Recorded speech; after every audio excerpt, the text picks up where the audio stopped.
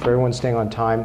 One point that I want to emphasize is that redundancy is what you're seeing, and that's a good thing, because the more angles you see the same topic presented, the more reinforcement you'll have. At least that's my philosophy. Hairline design is really one of the principal elements of how we can express our artistry. Traditionally, we could just think about this and divide into thirds, from the bottom of the chin up to the bottom of the nose, from the nose to the glabella, and the glabella to start point of the hairline.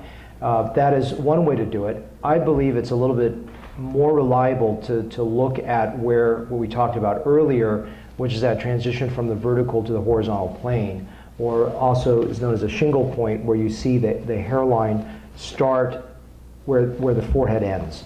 That is the lowest acceptable point that can be done, and we'll talk more specifically how to fabricate and design a hairline. But that is the lowest acceptable point. You can go higher than that.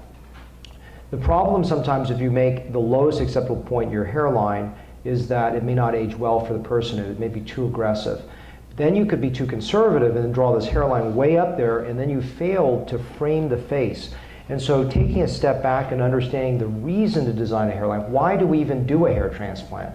Is it just to stick hair up there? No, it's to create a beautiful frame for the patient's face so that aesthetically you can impact the face and make it look better so your eyes don't go up to the hairline. And it's just like a good nose, a good rhinoplasty is one that disappears from your eyes and brings attention to the eyes. I believe a good hairline is one that doesn't call attention to itself, but draws your eyes toward other facial features and makes it more attractive. So you don't want to go too high, you don't want to go too low, but those are the judgment things that are developed over time. Today, for this portion of the talk, we're going to talk about the macro hairline. So there's a macro and a micro. The macro hairline essentially is the line that you're drawing. And then the micro hairline, which we're talking about, is the recipient side creation. We're going to finesse it so it doesn't look like a line. So we're talking about, in the first part of the workshop is just drawing the macro hairline. And then we're going to do on the second workshop, in the second lecture, the recipient side creation, which will be making the micro hairline. That is finessing the line so it no longer looks like a rigid straight line, because that would look terrible, obviously. So I just bring back the initial slide that we had from the first talk, which is this simplified construct of remembering that the hairline transition, of understanding where to draw that hairline, is from a transition from a vertical to horizontal scalp. And I tend to repeat myself many times because I think that is important, because it's hard to get all this information and digest it over 7 hours, but if you hear it repeated a few times, at least the key points, you'll go, okay, that must be important. He said it 5 times. I do that with my patients. An important point, I'll say it 5 times during a consult, and then I'll almost have the patient repeat it back, because I need you to understand these points. The ones that are not so relevant, maybe I'll say it 3 times. So we start with the lowest acceptable central point. So that's the first thing you're going to do, and I'm going to have a screen up there that will have all the details to how you're going to do this. But you're going to start with that lowest acceptable central point. That's the first thing you're going to do. Then what you want to do is create the lateral terminus of the hairline. And where in the lateral terminus of the hairline is at the lateral canthus. So you're gonna, if you take a vertical line going up, that's where the hairline ends. Anything lateral to that is gonna be the lateral hump, temporal hair. It's not the anterior hairline.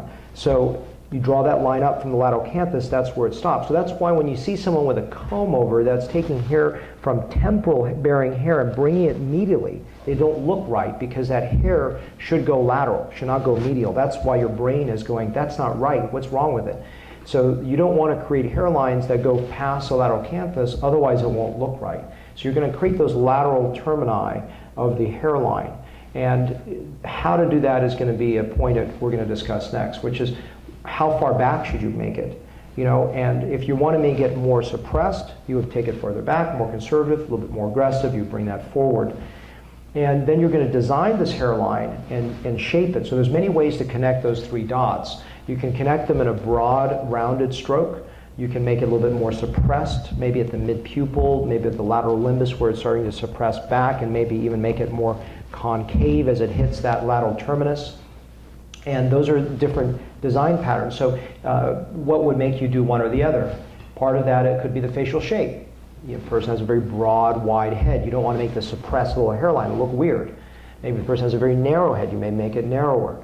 What if the person's younger? You want to be careful with making hairlines too aggressive that he may start having this temporal hair start to fall back and you run out of hair, so you may want to be more conservative. You may be African American, so you want to draw a line that's a little bit straighter. You may be Asian, such as myself, with a rounder hairline, so you may want a rounder hairline. So these are just concepts or general principles that will just stimulate your thinking more than just having you memorize all this, because that information will come with time. I just want you to sort of understand the broad strokes of understanding as we move forward. The other thing is, today hair systems or toupees or hair pieces can look very, very natural because they're so woven and great.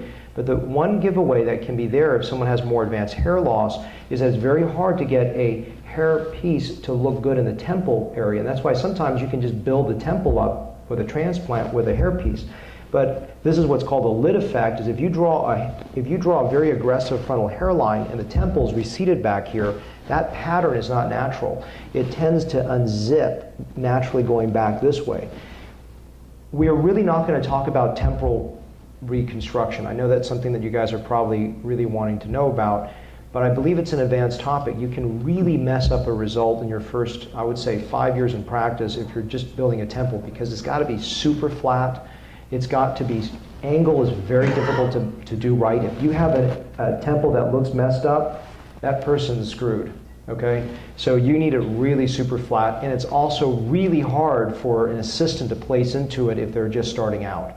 And also you can run out of hair because it's, you can put several hundred grafts into each side and then have this, temple that's too strong. So my point of this is not that you shouldn't do a temple at any point in your future. I love doing temples. I think they create a really good frame and that whole, and it finishes the picture of the beautiful frame for the face. But I believe that when you start out, this is not the goal of what we're designing today. And I'm going to outline more in detail what I expect from you for this workshop in a few minutes, in about 10 minutes. But I just want you to understand that when you're drawing the hairline, you want to see if you're drawing it too aggressively that won't match the temple. Okay, so that's something that, again, if you say, I don't understand that, what do you mean?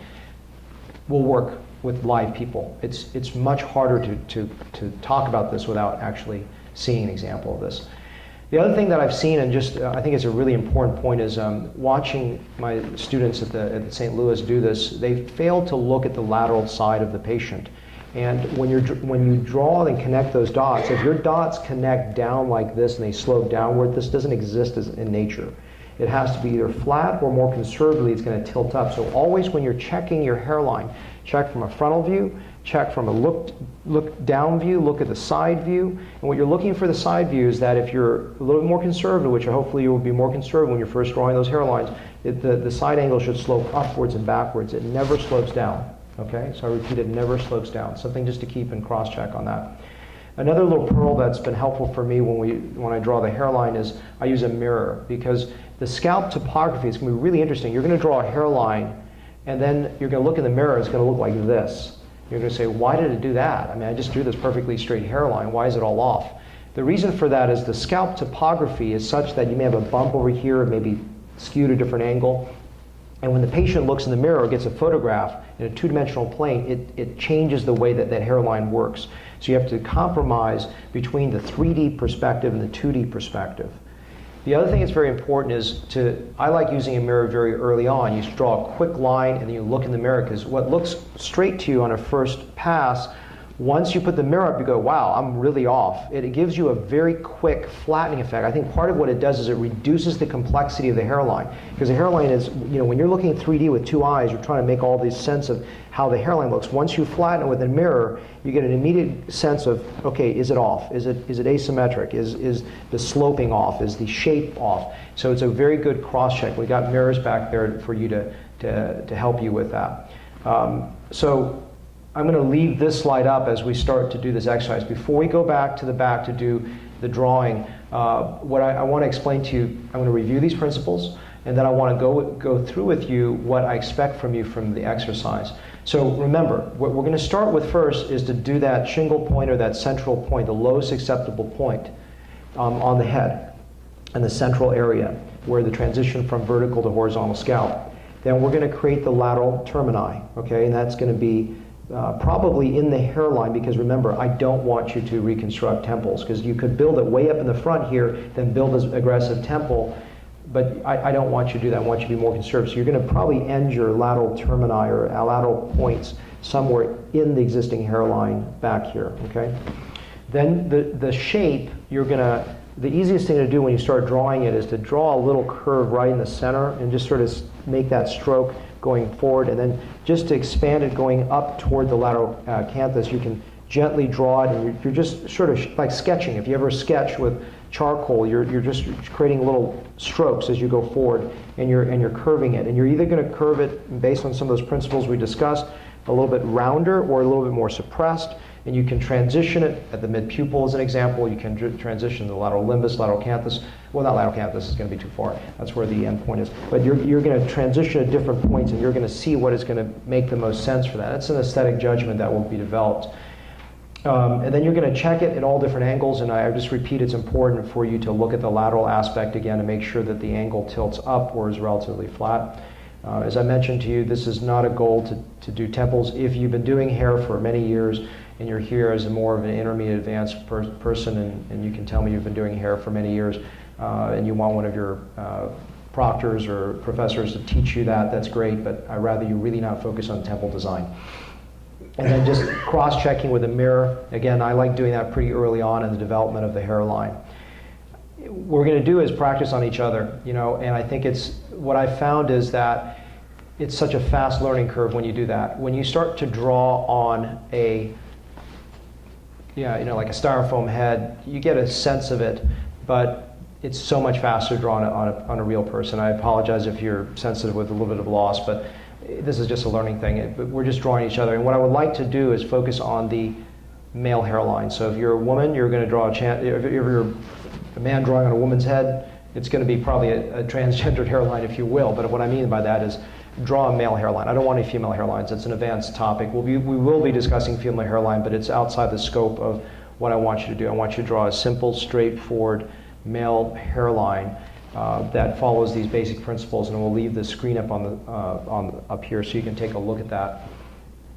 The design is going to be done with an eyebrow pencil. So you're going to draw these ideas. You're going to draw these things and have your professor, proctor, whatever, look at that and make some cues and discussion. And then what I would like is after maybe the first 15 minutes, if you've got a basic design that seems to follow the basic principles, there is an amazing learning curve that you pick up very fast when you start to discuss, hey, let's look at the donor capacity, let's look at this age, let's look at this ethnicity, let's look at this gender, let's look at this, well, forget the gender, this is male, let's look at the age, let's look at, is this hairline appropriate for this person? And you're not going to get the right answer, but it's going to just stimulate your thinking beyond the scope of, let's just draw some points on a scalp.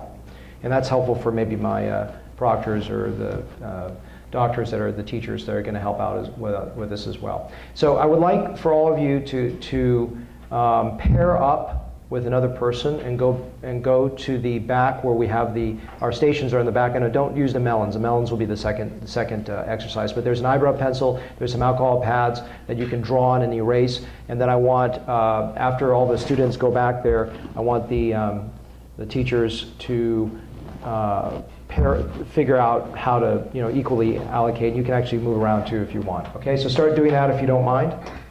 Students start going to the back. Pair up with someone. We're drawing a male hairline with eyebrow pencils. Do not use anything but the eyebrow pencils. I don't want people to be walking around with marks on their face for 4 days, okay? That would give me a bad review for the course. Eyebrow pencils, and then wipe it off with the alcohol pad so they don't have a rug burn on their head.